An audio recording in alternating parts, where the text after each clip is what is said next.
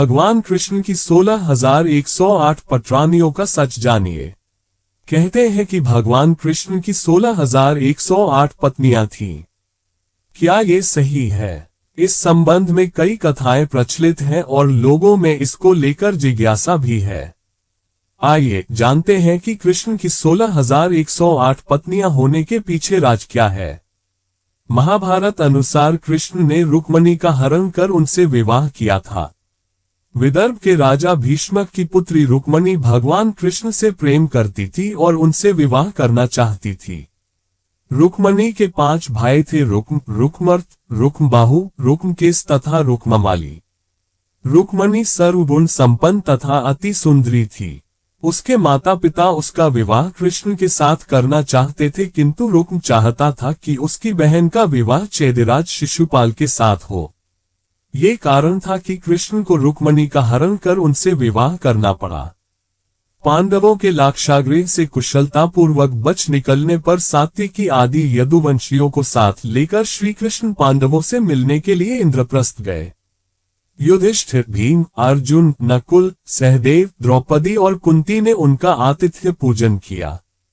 इस प्रवास के दौरान एक दिन अर्जुन को साथ लेकर भगवान कृष्ण वन विहार के लिए निकले।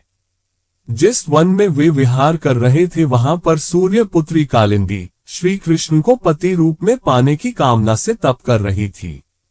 कालिंदी की मनोकामना पूर्ण करने के लिए श्री कृष्ण ने उसके साथ विवाह कर लिया। फिर वे एक दिन उज्जयिनी की राजकुमारी मित्रबिंदा को स्वयंवर से वर लाए। उसके बाद कौशल के राजा नग्नजित के 7 बैलों को एक साथ नाथ कर उनकी कन्या सत्या से पानी ग्रहण किया। तत्पश्चात उनका कैकेयी की राजकुमारी भद्रा से विवाह हुआ। भद्रदेश की राजकुमारी लक्ष्मणा भी कृष्ण को चाहती थी, लेकिन परिवार कृष्ण से विवाह के लिए राजी नहीं था। तब लक्ष्मणा को श्री कृष्ण अकेले ही हर कर ले आए। इस तरह कृष्ण की 8 पत्नियां थी, रुक्मिणी, जाम्बवंती, सत्यभामा, कालिंदी, मित्रबिंदा, सत्या, भद्रा और लक्ष्मणा। यह एक झूठ है कि श्री कृष्ण की 16,108 पत्नियां थीं। कृष्ण अपनी 8 पत्नियों के साथ सुखपूर्वक द्वारिका में रह रहे थे। एक दिन स्वर्गलोक के राजा देवराज इंद्र ने आकर उनसे प्रार्थना की, हे कृष्ण, प्रागज्योतिषपुर के दैत्यराज भौमासुर के अत्याचार से देवतागण त्राही त्राही कर रहे हैं। क्रूर भौमासुर ने वरुण का छत्र, अदिति के कुंडल और देवताओं की मणि छीन ली है और वह त्रिलोक विजयी हो गया है। इंद्र ने कहा, भौमासुर ने पृथ्वी के कई राजाओं और आमजनों की अति सुंदरी कन्याओं का हरण कर उन्हें अपने यहाँ बंदीगृह में डाल रखा है। कृपया आप हमें बचाए प्रभु। इंद्र की प्रार्थना स्वीकार करके श्री कृष्ण अपनी प्रिय पत्नी सत्यभामा को साथ लेकर गरुड़ पर सवार हो प्रागज्योतिषपुर पहुंचे। वहां पहुंचकर भगवान कृष्ण ने अपनी पत्नी सत्यभामा की सहायता से सबसे पहले मूर दैत्य सहित मूर के 6 पुत्र ताम्र, अंतरिक्ष, श्रवण, विभावसु, नभश्वान और अरुण का संहार किया। मूर दैत्य के वध हो जाने का समाचार सुन भौमासुर अपने अनेक सेनापतियों और दैत्यों की सेना को साथ लेकर युद्ध के लिए निकला। भौमासुर को स्त्री के हाथों मरने का श्राप था, इसलिए भगवान श्री कृष्ण ने अपनी पत्नी सत्यभामा को सारथी बनाया और घोर युद्ध के बाद अंत में कृष्ण ने सत्यभामा की सहायता से उसका वध कर डाला। इस प्रकार भौमासुर को मारकर श्री कृष्ण ने उसके पुत्र भागदत्त को अभयदान देकर उसे प्रागज्योतिष का राजा बनाया। भौमासुर के द्वारा हरण कर लाई गई 16,100 कन्याओं को श्री कृष्ण ने मुक्त कर दिया। ये सभी अपहृत नारियां थीं या फिर भय के कारण उपहार में दी गई थीं और किसी और माध्यम से उस कारागार में लाई गई थीं।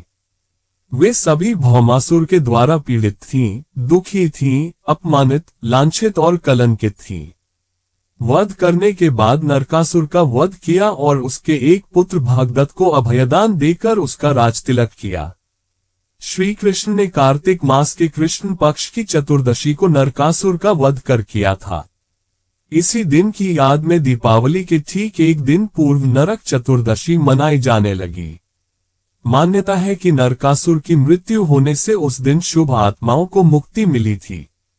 नरक चौदस के दिन प्रातःकाल में सूर्योदय से पूर्व उपटन लगाकर नीम, चिचड़ी जैसे कड़वे पत्ते डाले गए जल से स्नान का अत्यधिक महत्व है। इस दिन सूर्यास्त के पश्चात लोग अपने घरों के दरवाजों पर 14 दिए जलाकर दक्षिण दिशा में उनका मुख करके रखते हैं तथा पूजा पाठ करते हैं। आर्यभट्ट के अनुसार महाभारत युद्ध 3137 ईपू में हुआ। इस युद्ध के 35 वर्ष पश्चात भगवान कृष्ण ने देह छोड़ दी थी, तभी से कलियुग का आरंभ माना जाता है। उनकी मृत्यु एक बहेलिये का तीर लगने से हुई थी। तब उनकी उम्र 119 वर्ष थी। नवीनतम शोधानुसार 91 वर्ष। पुराणों के अनुसार 8वें अवतार के रूप में विष्णु ने यह अवतार 8वें मनु वैवस्वत के मनवंतर के 28वें द्वापर में श्री कृष्ण के रूप में देवकी के गर्भ से 8वें पुत्र के रूप में मथुरा के कारागार में जन्म लिया था। उनका जन्म भाद्रपद के कृष्ण पक्ष की रात्रि के 7 मुहूर्त निकलने के बाद 8वें मुहूर्त में हुआ। तब रोहिणी नक्षत्र तथा अष्टमी तिथि थी, जिसके संयोग से जयंती नामक योग में लगभग 3112 ईसा पूर्व अर्थात आज से 5125 वर्ष पूर्व को जन्म हुआ। ज्योतिषियों के अनुसार रात 12 बजे उस वक्त शून्य काल था।